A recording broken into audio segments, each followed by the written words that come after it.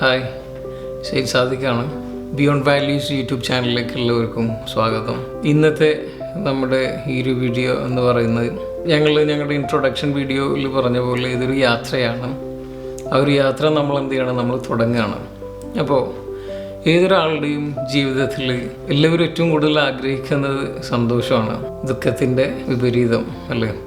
അപ്പോൾ ഈ സന്തോഷം എന്ന് പറയുന്നത് it actually varies from one two another. എൻ്റെ സന്തോഷങ്ങളാവില്ല നിങ്ങളുടെ സന്തോഷങ്ങൾ. അതുപോലെ ഒരു വീട്ടിൽ തന്നെ 5 മെമ്പേഴ്സ് ഉണ്ടെങ്കിൽ 5 പേർക്കും സന്തോഷത്തിന് വേണ്ടതായ കാരണങ്ങൾ വ്യത്യസ്തമാണ്. ഇപ്പോൾ ഒരാൾക്കൊരു പക്ഷേ ഒരു ചെറിയ ക്യാൻഡി കിട്ടിക്കഴിഞ്ഞാൽ ആൾ സന്തോഷിക്കുന്നുണ്ടാവും. മറ്റു ചിലർക്ക് ഐസ്ക്രീം ആയിരിക്കാം, അല്ലെങ്കിൽ ഒരു അലർജിക്കുള്ള ആൾക്കാണെങ്കിൽ അത് വലിയ താല്പര്യം ഉണ്ടാവില്ല. അപ്പോൾ ഇറ്റ് ഡിപ്പെൻസ്. ഒരുപാട് കാര്യങ്ങളുണ്ട് ഈ ലോകത്ത് നമുക്ക് സന്തോഷം നൽകുന്നത്. ഒരിക്കലും ഒരാളിൽ ഒതുങ്ങി നിൽക്കുന്നതല്ല, അല്ലെങ്കിൽ എൻ്റെ സന്തോഷങ്ങളല്ല മറ്റൊരാളുടെ സന്തോഷങ്ങൾ അടിച്ചേൽപ്പിക്കാനോ മറ്റൊന്നും പറ്റാത്തൊരു കാര്യമാണ്. അപ്പോൾ സന്തോഷം എന്ന് പറയുന്നത് വലിയ ഒരു കാര്യം തന്നെയാണ് നമ്മുടെയൊക്കെ ജീവിതത്തിൽ. ഇതൊരു ഹാപ്പിനെസ് ഗൈഡാണ്. നമ്മുടെ ജീവിതത്തിൽ ഒരുപാട് വാല്യൂസ് പകർത്തിയെടുക്കാൻ പറ്റുന്ന ഒരു വലിയൊരു കാര്യമാണ് എങ്ങനെ സന്തോഷിക്കാൻ പഠിക്കാം എന്നുള്ളത്. എങ്ങനെ നമുക്ക് സന്തോഷിക്കാം. അപ്പോൾ അത് ഒരു പഠനമാണ്. പല തുള്ളി പെരുവെള്ളം എന്ന് പറയുന്ന പോലെ ഓരോ സെക്കൻഡ്സാണ് എന്ത് ചെയ്യുന്നത്, മിനിറ്റ്സ് ക്രിയേറ്റ് ചെയ്യുന്നത്. അതാണ് അവേഴ്സ് ക്രിയേറ്റ് ചെയ്യുന്നത്. അതാണ് ദിവസങ്ങൾ ക്രിയേറ്റ് ചെയ്യുന്നത്. അതാണ് ആഴ്ചകളും വർഷങ്ങളായി മാറുന്നത്. അതാണ് ഒരു ജീവിതമായി മാറുന്നത്. അപ്പോൾ പറഞ്ഞു വരുന്നത്, നമ്മുടെ ചെറിയ ചെറിയ കാര്യങ്ങളിൽ നമ്മളെങ്ങനെ സന്തോഷം കണ്ട് നമ്മുടെ നിമിഷങ്ങളെ, ജീവിതത്തിൽ പല നിമിഷങ്ങളെ നമുക്ക് സന്തോഷിപ്പിക്കാൻ കഴിഞ്ഞാൽ ദുഃഖങ്ങളുണ്ടാവാം, അപ്സ് ആൻഡ് ഡൗൺസ് ഉണ്ടാവും. കാരണം നമ്മൾ ECG ഒക്കെ പറയുന്ന പോലെ ഫ്ലാറ്റായി കഴിഞ്ഞാൽ ജീവിതം എന്തായി, തീർന്നു. അപ്പോൾ എത്രത്തോളം നമ്മൾ ഈ ലോകത്ത് ജീവിക്കുന്നുണ്ടോ അത്രത്തോളം ദുഃഖങ്ങളും സന്തോഷങ്ങളൊക്കെ നമ്മുടെ കൂടെ തന്നെ ഉണ്ടാവും. വലിയൊരു യാത്രയാണ് സന്തോഷം തേടിയിട്ടുള്ള യാത്ര എന്ന് പറയുന്നത്.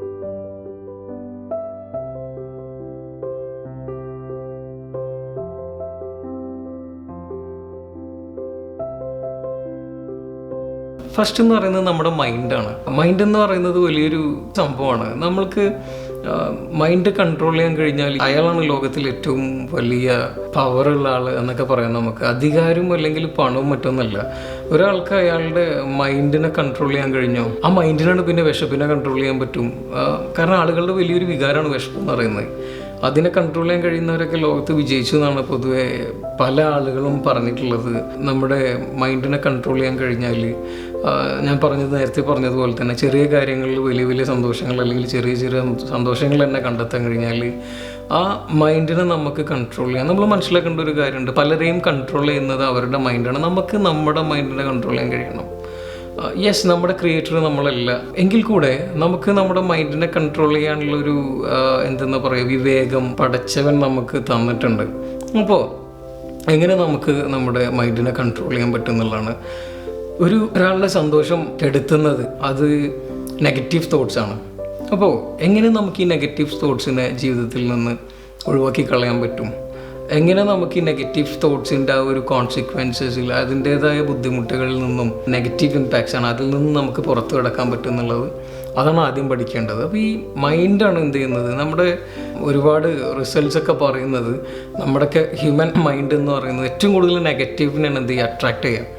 നമുക്ക് എന്തൊരു കാര്യത്തിലും പോസിറ്റീവ്സ് ഉണ്ടെങ്കിൽ കൂടെ പ്രത്യേകിച്ച് നമ്മുടെ നാട്ടിൽ നമ്മുടെ മല്ലൂസ് ആയിക്കോട്ടെ, നമ്മുടെ ഇന്ത്യൻസ് ആയിക്കോട്ടെ, ഏറ്റവും കൂടുതൽ നെഗറ്റിവിറ്റിയാണ് നമ്മൾ എന്ത് ചെയ്യാറ്, നമ്മൾ അട്രാക്റ്റ് ചെയ്യുന്നത്. But when it comes to European അല്ലെങ്കിൽ വെസ്റ്റേൺ കൺട്രീസിലോട്ടൊക്കെ പോകുമ്പോൾ അവരുടെ എൻ്റെ കൾച്ചർ എന്ന് പറയുന്നത് വളരെ ഡിഫറെൻ്റ് ആണ്. അവരെന്തിലും ആദ്യം പോസിറ്റീവ് ഔട്ട്ലുക്കാണ് ഏതൊരു കാര്യത്തിനോട്. പലപ്പോഴും നമ്മുടെ നാട്ടിൽ നമ്മൾ വളർന്നു വന്ന സാഹചര്യങ്ങളും മറ്റൊക്കെ കാരണമാണ് ഇത് സംഭവിക്കുന്നത്. ഈ ഒരു നെഗറ്റീവിലോട്ട് നമുക്ക് അതാരും പറഞ്ഞിട്ട് കാര്യമില്ല.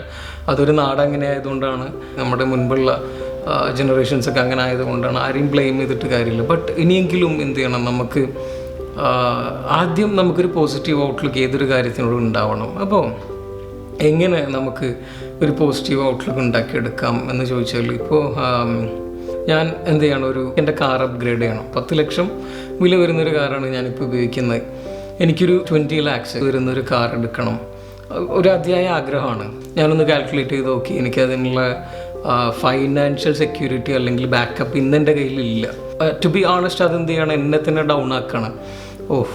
ഞാൻ എത്ര സ്ട്രഗിൾ ചെയ്തിട്ടും എത്രയൊക്കെ എഫേർട്സ് എൻ്റെ പ്രൊഫഷണലായിക്കോട്ടെ ബിസിനസ്സിലായിക്കോട്ടെ ഞാൻ കൊടുത്തിട്ട് എനിക്ക് എന്ത് ചെയ്യാൻ പറ്റുന്നില്ല, ഒരു 20 lakhs കാർ എന്ത് ചെയ്യാൻ പറ്റുന്നില്ല, എനിക്ക് എടുക്കാൻ പറ്റുന്നില്ല, ഇതെന്നെ വല്ലാതെ തളർത്തി കളഞ്ഞു. അപ്പോൾ ഇവിടെ നമുക്കൊരു പോസിറ്റീവ് അപ്രോച്ച് എങ്ങനെ ചെയ്യാമെന്ന് വെച്ചാൽ നമ്മൾ എന്ത് ചെയ്യണം, നമ്മുടെ താഴെയുള്ളവരിലൊക്കെ നോക്കുക. ഈ 10 lakhs അഫോർഡ് ചെയ്യാൻ പറ്റാത്ത എത്രയോ പേര്, എന്നേക്കാൾ നല്ല പ്രൊഫഷനിലുള്ളവരുണ്ട്, എന്നേക്കാൾ വലിയ ബിസിനസ് ചെയ്യുന്നവരിലുണ്ട്, എന്നേക്കാൾ ബിസിനസ്സും ജോലി ഇല്ലാത്തവരുണ്ടാവാം. അപ്പോൾ ഇവർക്ക് എന്ത് ചെയ്യാൻ പറ്റുന്നില്ല. ഞാൻ ഇന്ന് ഉപയോഗിക്കുന്ന 10 lakh പഴയ കാറ് പലരുടെയും സ്വപ്നമാണ്. പലരും എന്ത് ചെയ്യണം, ഇപ്പോൾ ഞാൻ 20 lakhs കാണുന്ന പോലെ അവരുടെ വലിയൊരു സ്വപ്നമാണ് ഈ ഒരു കാർ എന്ന് പറയുന്നത്. അപ്പോൾ മറ്റു പലരുടെയും സ്വപ്നങ്ങളാണ് നമ്മുടെ ജീവിതം എന്ന് പറയുന്നത്. അപ്പോൾ ഇതൊരു പോസിറ്റീവ് ഔട്ട്ലുക്കാണ്. ഇതുപോലെ തന്നെ ഓരോ കാര്യങ്ങൾക്ക് നമ്മുടെ മൈൻഡ് നമ്മളോട് പറയുന്ന നെഗറ്റിവിറ്റീനെ അതിന് നേരെ ഒരു ആൻറ്റായിട്ട് നമുക്ക് എന്ത് ചെയ്യാൻ പറ്റുന്നുണ്ട്, കൊടുക്കാൻ പറ്റുന്ന ഒരുപാട് കാര്യങ്ങൾ നമ്മളിൽ തന്നെ ഉണ്ട്. നമ്മളത് കണ്ടെത്താത്തൊരു പ്രശ്നമുള്ളൂ.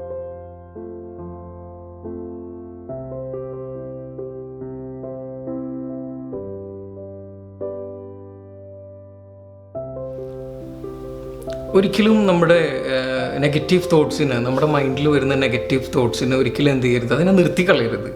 ഞാൻ ഇനി ഒരിക്കലും നെഗറ്റീവായി ചിന്തിക്കില്ല, അല്ലെങ്കിൽ ഇനി ഒരിക്കലും എൻ്റെ ജീവിതത്തിൽ നെഗറ്റീവ് തോട്ട്സ് പാടില്ല, അതൊക്കെ വെറുതെയാണ്, വന്നുകൊണ്ടേയിരിക്കും. ഒരു ഞാൻ നേരത്തെ പറഞ്ഞത് ഒരു ആൻറ്റി ആയിട്ടുള്ളൊരു കാര്യം, അതിന് നേരെ തിരിച്ചൊരു പോസിറ്റീവ് കാര്യം നമ്മുടെ മനസ്സിനോട് പറഞ്ഞു കൊടുത്താൽ മതി. പറഞ്ഞാൽ അനുസരിക്കുന്ന ഒന്നാണ് നമ്മുടെ മനസ്സെന്ന് പറയുന്നത്.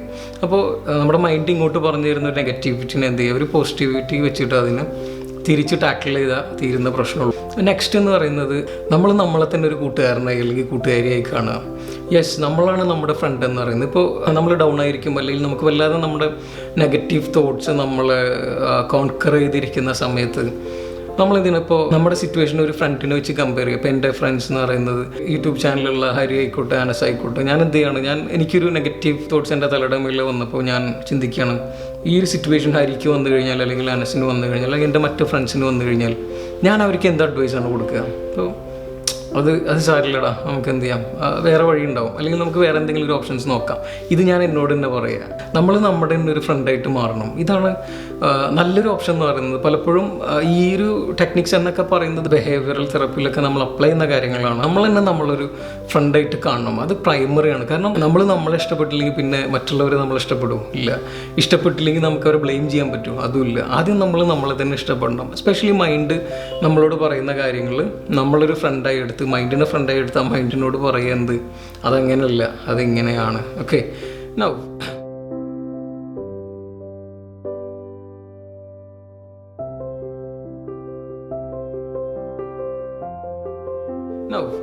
അടുത്തത് സയൻസാണ്. ഈ ബ്രീത്തിങ് ഉണ്ടല്ലോ, കൺട്രോൾ ബ്രീത്തിങ് എന്ന് പറയുന്നത്. പലപ്പോഴും എല്ലാം നമ്മൾ കേൾക്കുന്നതാണ് ഈ control breath out stress reliever ആണെന്ന് പറയുന്നത്. അത് പക്ഷെ ആരും പ്രാക്ടീസ് ചെയ്യുന്നില്ല പലപ്പോഴും. ഇപ്പോൾ നിങ്ങൾ വല്ലാതെ എക്സൗസ്റ്റ് ആണെങ്കിലോ അല്ലെങ്കിൽ വല്ലാതെ ടയേർഡായ സിറ്റുവേഷൻസിൽ ജസ്റ്റ് ഒന്ന് ബ്രീത്ത് ഔട്ട് എടുത്തിട്ട് ജീവിതത്തിൽ ആ ഒരു കാര്യം ദിവസം അറ്റ്ലീസ്റ്റ് ഒരു തവണയെങ്കിലും ചെയ്തൊന്ന് പ്രാക്ടീസ് ചെയ്ത് നോക്കി അതിൻ്റെ ഡിഫറൻസ് ഫീൽ ചെയ്യാൻ പറ്റും. എസ്പെഷ്യലി നേച്ചർ എന്ന് പറയുന്നത്, നമ്മളൊക്കെ രാവിലെ എഴുന്നേറ്റ് ഒന്ന് പുറത്തിറങ്ങിയൊരു ബ്രീത്ത് ഔട്ടിനൊക്കെ വലിയൊരു അനുഭൂതിയാണത്. ആ ഒരു ലോകം തന്നെ നമ്മുടെ കൈൻ്റെ ഉള്ളിലായിരിക്കും ആ ഒരു സമയത്ത് എന്ന് പറയുന്നത്. അത് വല്ലാത്തൊരു ഫീൽ തന്നെയാണ്, അനുഭവിച്ചെന്നറിയേണ്ട കാര്യമാണ്. അപ്പോൾ എവിടെ നമ്മളെ നെഗറ്റീവ് തോട്ട്സ് ആയിക്കോട്ടെ, നമ്മളെ ഹാപ്പിനെസ് എന്ത് ചെയ്യാണ് തകർത്ത് കളയുന്ന നിമിഷങ്ങൾ വരുമ്പോൾ അവിടെ എല്ലാം അതുപോലെ നമ്മൾ വല്ലാതെ നമുക്ക് നെഞ്ചെടുപ്പ് കൂടുന്ന സമയത്ത് ഒന്ന് breath out, yes, no worries. അതൊക്കെ നമുക്ക് എന്താണെന്ന് വെച്ചാൽ ഇതൊക്കെ ഒരു സില്ലി ആയിട്ടോ അല്ലെങ്കിൽ വലിയ കാര്യമില്ലാതെ ഫീൽ ചെയ്യുന്നത് നമ്മളിത് പ്രാക്ടീസ് ചെയ്യാത്തതുകൊണ്ടാണ്, ഇത് അനുഭവിച്ചറിയാത്തതുകൊണ്ടാണ്. പലരും കേട്ട് കേൾവിയുള്ളൂ, പ്രവർത്തിക്കാക്കുന്നില്ല. നമ്മുടെ ലോക്കൽ കോണ്ടെക്സ്റ്റിൽ ഇതിനെ കാണരുത്. ഗ്ലോബലി പലരും പ്രാക്ടീസ് ചെയ്തിട്ട് ഇപ്പം ഞാൻ നേരത്തെ പറഞ്ഞ പോലെ തന്നെ വെസ്റ്റേൺ യൂറോപ്യൻ മറ്റ് കൺട്രീസ് അവരൊക്കെ ഡെയിലി ലൈഫിൻ്റെ ഒരു ഭാഗം തന്നെയാണ് ബ്രീത്ത് ഔട്ട് എന്നൊക്കെ പറയുന്നത്. ഐ മീൻ കാഷ്വലായിട്ട് വെറുതെ ഇപ്പം ഞാൻ ഈ ഇരിക്കുന്ന സമയത്ത് തന്നെ എനിക്ക് എന്തെങ്കിലും എന്നെ ഹേർട്ട് ചെയ്ത് കഴിഞ്ഞാൽ ബ്രീത്ത് ഔട്ട് അതാണ്. അല്ലാതെ അതിന് പ്രത്യേകിച്ചൊരു ടൈം, ഞാൻ പറഞ്ഞ പോലെ രാവിലെ എണീറ്റ് എക്സസൈസ് ചെയ്യുമ്പോൾ മാത്രമല്ല, നമ്മൾക്കെപ്പോൾ ഇമോഷൻസ് കൺട്രോൾ ചെയ്യണം അല്ലെങ്കിൽ നമ്മുടെ മൈൻഡ് എപ്പോൾ വല്ലാതെ നമ്മളെ ഡിസ്റ്റർബ് ചെയ്യുന്നുണ്ടോ അങ്ങനെയുള്ള സമയത്തൊക്കെ നമ്മൾ എന്ത് ചെയ്യണം, ബ്രീത്തിങ് നന്നായി കൺട്രോൾ ചെയ്ത് ഇതിന് തന്നെ നമ്മുടെ ഒരു നല്ലൊരു തെറാപ്പി ആയിട്ട് മാറ്റാൻ നമുക്ക് കഴിയണം. അത് ഒരു വളരെ നമ്മുടെ ജീവിതത്തിൽ നമുക്ക് മാറ്റങ്ങൾ കൊണ്ടുവരാൻ സഹായിക്കുന്ന ഒരു ഘടകമാണ്. എപ്പോഴും ആവശ്യം വരുന്നതെന്ന് വെച്ചാൽ അപ്പോൾ അതൊന്ന് ട്രൈ ചെയ്ത് നോക്കുക, അനുഭവിച്ചറിയാം.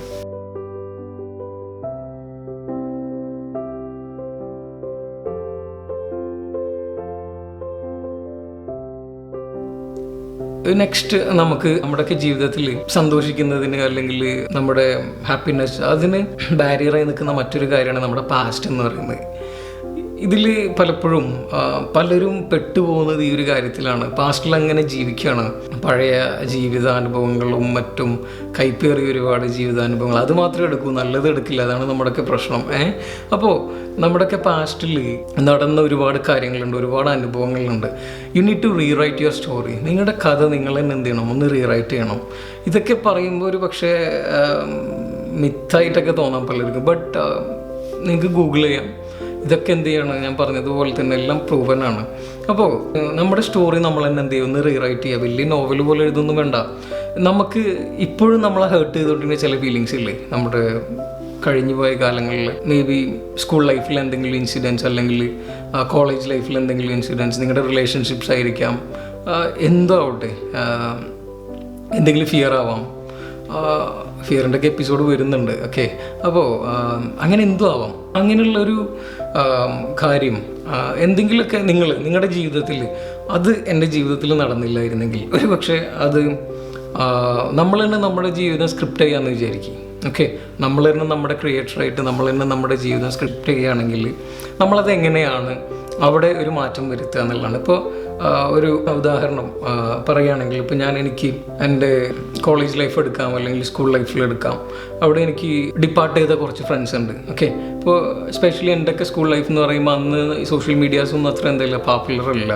ഞങ്ങൾ കോളേജൊക്കെ കംപ്ലീറ്റ് ചെയ്തതിന് ശേഷമാണ് ഈവൻ വാട്സാപ്പ് പോലും എന്ത് ചെയ്യുന്നത് ഇത്രയും പോപ്പുലാരിറ്റി കിട്ടുന്നത്. അപ്പോൾ അങ്ങനെയൊക്കെയുള്ള കാലത്ത് എനിക്ക് പലപ്പോഴും തോന്നിയിട്ടുള്ളൊരു കാര്യമാണ്, ഒരു 10th ഒരൊറ്റ വാട്സാപ്പ് ഗ്രൂപ്പ് ഉണ്ടായിരുന്നെങ്കിൽ ഞങ്ങളെല്ലാവരും കൂടിയിട്ടുള്ള 43 സ്റ്റുഡൻസ് ഉണ്ടായിരുന്നു എന്നാണ് എൻ്റെ ഓർമ്മ സ്കൂളിൽ. അപ്പോൾ ആ 43 പേര് അതിനുശേഷം ഇതുവരെ ഒരു വാട്സാപ്പിലുണ്ടെങ്കിൽ യെസ് അതിലുണ്ട്, ഒരു ഗ്രൂപ്പിലുണ്ട്, എല്ലാവരും ഉണ്ട്, എപ്പോൾ വേണമെങ്കിലും വിളിക്കുക, അതൊരു വലിയൊരു ആശ്വാസമാണ്.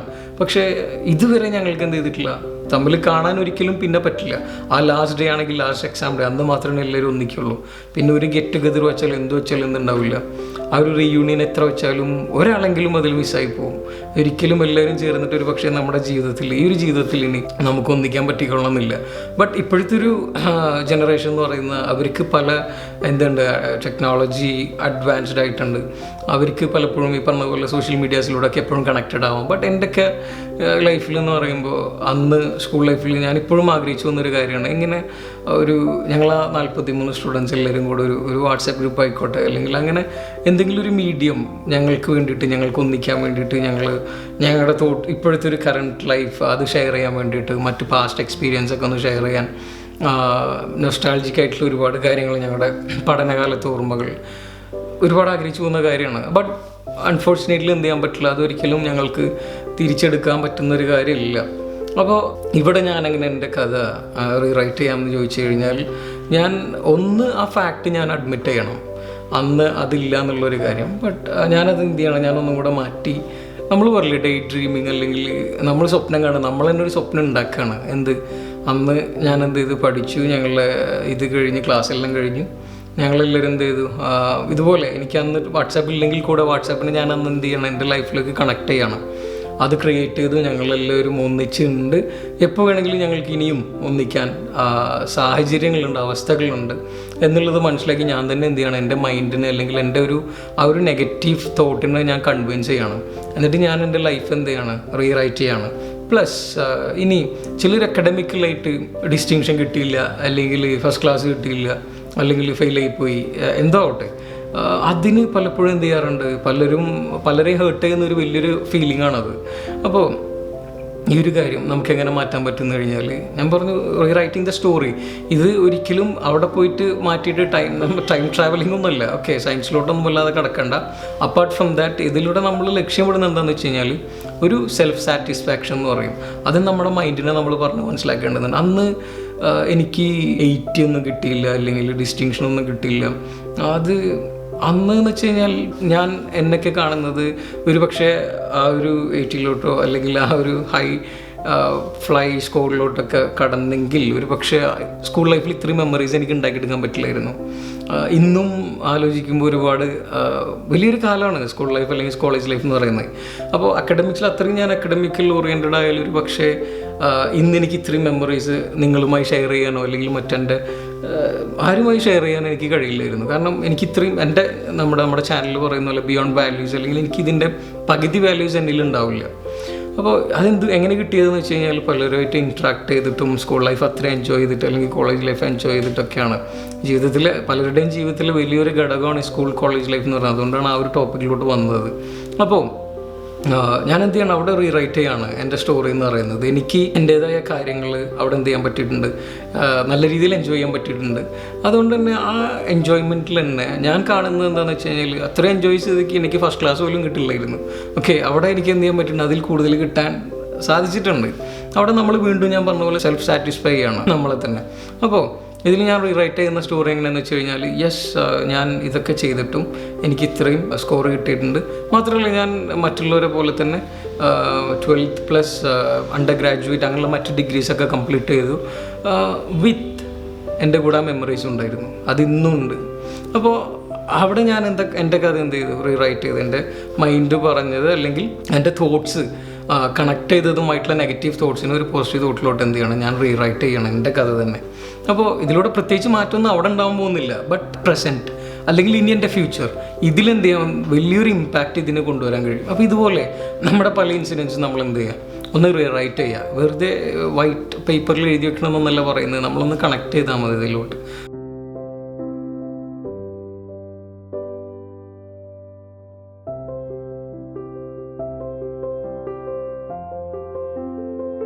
അടുത്തതെന്ന് പറയുന്നത് നമ്മളിപ്പോൾ സംസാരിച്ചുകൊണ്ടിരിക്കുന്നതൊക്കെ മൈൻഡ് കൺട്രോളിങ്ങിനെ കുറിച്ചാണ് കേട്ടോ, മൈൻഡിനെ കുറിച്ചാണ്. ഓക്കെ, ഹാപ്പിനെസ് ഗൈഡ് എന്ന് പറയുന്നൊരു എങ്ങനെ നമുക്ക് ഹൗ ടു ബി ഹാപ്പി, എങ്ങനെ സന്തോഷിക്കാം എന്നതിൽ മൈൻഡ് എന്ന് പറയുന്നൊരു ഘടകം എത്രത്തോളം അതിനെ നമുക്ക് എങ്ങനെ മോൾഡ് ചെയ്തെടുക്കുക എന്നുള്ളതാണ്. അപ്പോൾ ഗെറ്റ് മൂവിങ് എന്നുള്ളതാണ് അടുത്തതായി പറയാൻ പോകുന്നത്. സ്റ്റഡീസ് പറയുന്നത് ഒരാൾ ഇരുന്നിടത്ത് നിന്ന് എഴുന്നേറ്റ് നടക്കുകയാണെങ്കിൽ അയാളുടെ മൂഡ് സ്വിങ്സിന് വളരെയധികം പ്രാധാന്യം നൽകുന്ന ഒരു കാര്യമാണ് ഈ ഒരു വാക്കിംഗ് എന്ന് പറയുന്നത്. ഒരിക്കലും ഓടരുത്, അതുപോലെ ഫാസ്റ്റായിട്ട് നടക്കരുത്. അതല്ല ഉദ്ദേശിക്കുന്നത്, ഇരുന്നിടത്ത് നിന്ന് എഴുന്നേറ്റ് ഒരു നടത്തമാണ്, ഒരു കാഷ്വൽ വാക്ക്. ഇത് പലരുടെയും ഇമോഷൻസിനെ, അവരുടെ മൈൻഡിനെ കൺട്രോൾ ചെയ്യുന്ന കാര്യത്തിൽ വലിയ ഒരു റോള് ഉള്ളൊരു കാര്യമാണ് ഈ ഒരു വാക്കിംഗ് എന്ന് പറയുന്നത്. എപ്പോഴും നമ്മൾ വല്ലാതെ ഇങ്ങനെ ഇരിക്കുമ്പോൾ, വല്ലാതെ ടെൻസ്ഡ് ആയിക്കോട്ടെ, സ്ട്രെസ്ഡ് ആയിക്കോട്ടെ, ഡിപ്രസ്ഡ് ആയിക്കോട്ടെ, ഏതൊരു സ്റ്റേറ്റ് ആയിക്കോട്ടെ, അല്ലെങ്കിൽ നമ്മൾ out of our comfort zone അതായിക്കോട്ടെ, ഒന്ന് എഴുന്നേറ്റിട്ട് എന്ത് ചെയ്യുക, ഒന്ന് നടന്ന് നോക്കുക. നിങ്ങളുടെ പ്രൊഫഷണൽ സറൗണ്ടിങ്സ് ആവാം, അല്ലെങ്കിൽ നിങ്ങളുടെ വീട്ടിലാവാം, എവിടെ ആവാം, പബ്ലിക്കിലാവാം, നോ വറീസ്. ഒന്ന് നടക്കുക, മെല്ലെ നടക്കുക. അത് വലിയൊരു ഇമ്പാക്റ്റാണ് നമ്മുടെ മൈൻഡിനെ കൺട്രോൾ ചെയ്യാൻ നമ്മളെ ഹെൽപ്പ് ചെയ്യുന്ന വലിയൊരു കാര്യമാണ് ഗെറ്റ് മൂവിങ് എന്ന് പറയുന്നത്. മെല്ലെ ചെറിയൊരു ചലനം, അത് വലിയൊരു മാറ്റമാണ് നമ്മുടെ മൂഡ്സിന് കൊണ്ടുവരുന്നത്. ഒരു നെഗറ്റീവ് മൂഡിൽ നിന്നും പോസിറ്റിവിറ്റിയിലോട്ട് പെട്ടെന്ന് നമ്മുടെ ഫിസിക്കലി മെൻ്റൽ ആട്രിബ്യൂട്ട്സിനെ കൊണ്ടുവരാൻ കഴിയുന്ന ഒരു കാര്യമാണ് നമ്മളിപ്പോൾ ചെയ്യുന്ന ഒരു സ്റ്റിൽ പൊസിഷനിൽ നിന്ന് ലൈറ്റായിട്ടുള്ളൊരു വാക്ക് എന്ന് പറയുന്നത്. ഒരു ആക്റ്റീവ് കുറച്ച് മതി, ഒരു 1-2 മിനിറ്റ്സ് മതി, അത്രയും മതി മൈൻഡിന്. അപ്പോൾ ഇത് to get back on track നമ്മളെ വല്ലാതെ ഹെൽപ്പ് ചെയ്യുന്നൊരു ഘടകമാണ്.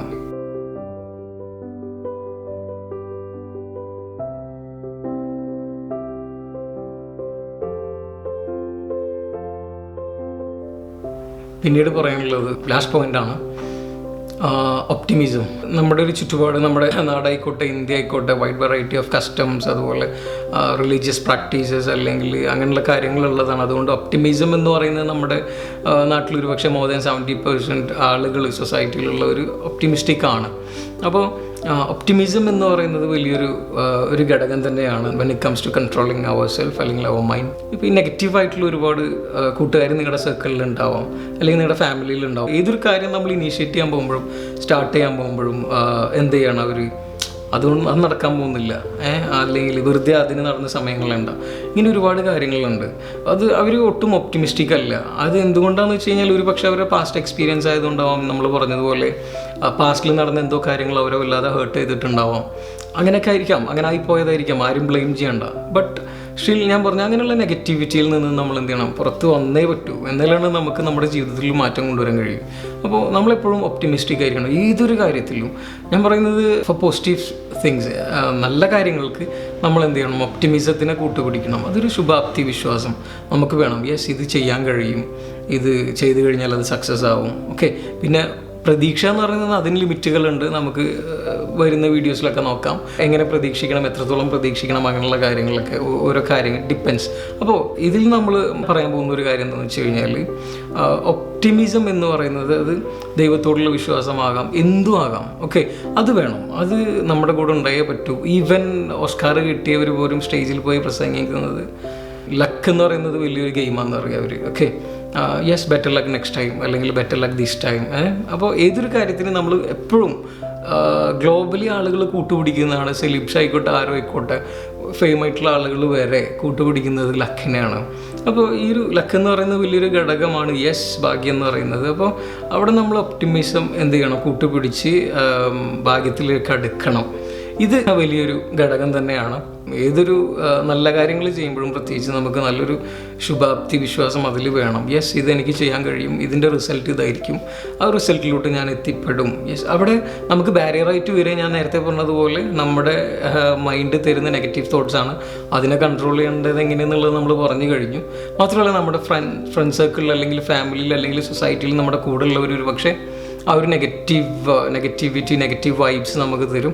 അതെന്ത് ചെയ്താൽ മതി, അവരെ ബ്ലെയിം ചെയ്യാത്ത രീതിയിൽ തന്നെ എന്ത് ചെയ്യണം, അതിൽ നിന്ന് ടാക്കിളായിട്ട് പുറത്ത് വരിക. B optimistic. ഓക്കെ,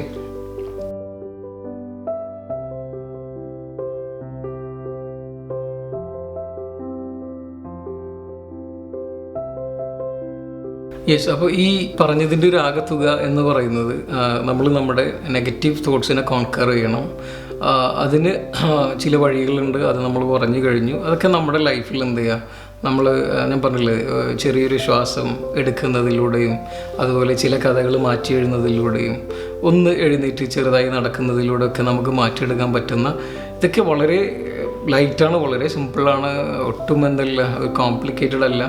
ഇങ്ങനെയുള്ള ചെറിയ ചെറിയ കാര്യങ്ങൾ നമ്മുടെ ജീവിതത്തിൽ നമ്മൾ പകർത്തിയാൽ തന്നെ വലിയ മാറ്റങ്ങൾ നമ്മുടെ ജീവിതത്തിൽ നമുക്ക് കൊണ്ടുവരാൻ കഴിയും. ഞാൻ പറഞ്ഞു, ഞങ്ങളുടെ ബയോ എന്ന് പറയുന്ന പോലെ നിങ്ങളുടെ പാസ്റ്റിൽ ഞങ്ങളിപ്പോൾ പറഞ്ഞിട്ടുണ്ട്, പ്രസൻറ്റിൽ അതെങ്ങനെ അപ്ലൈ ചെയ്യണമെന്ന് പറഞ്ഞിട്ടുണ്ട്, ഫ്യൂച്ചറിൽ അതെങ്ങനെ ഹെൽപ്പ് ആവും എന്നുള്ളതും പറഞ്ഞിട്ടുണ്ട്. അപ്പോൾ അതിനൊക്കെ യൂസ്ഫുൾ ആയിട്ടുള്ള കാര്യങ്ങളാണ് ഇപ്പോൾ ഈ പറഞ്ഞ് പോയതും ഇനി പറയാൻ പോകുന്നതും. അപ്പോൾ ഇത് അപ്ലൈ ചെയ്തിട്ട് നമ്മൾ എന്ത് ചെയ്യണം, എങ്ങനെ നമുക്ക് ഒരു സന്തോഷവാൻ അല്ലെങ്കിൽ സന്തോഷവതിയാകാം എന്നതിലേക്ക് നമ്മൾ നടന്ന് നീങ്ങേണ്ടതുണ്ട്. ഹോപ്പ്ഫുള്ളി അടുത്ത വീഡിയോയിൽ കാണാം. Bye, take care.